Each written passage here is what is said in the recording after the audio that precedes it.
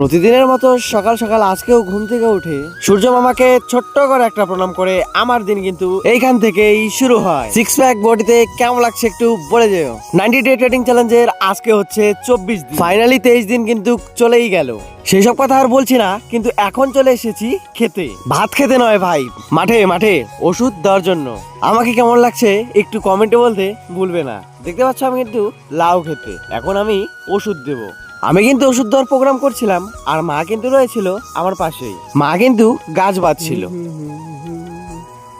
একটু কাজ করার আগে হালকা একটু গান গেয়ে নিলাম। তারপর সন্ধ্যাবেলায় বাইকে বসে পিছনে বসে আর উঠতে উঠতে চলে যাচ্ছিলাম বাজারে। বাইক কিন্তু চালাচ্ছিল আমার এক বন্ধু, এই যে তোমরা দেখতেই পাচ্ছ।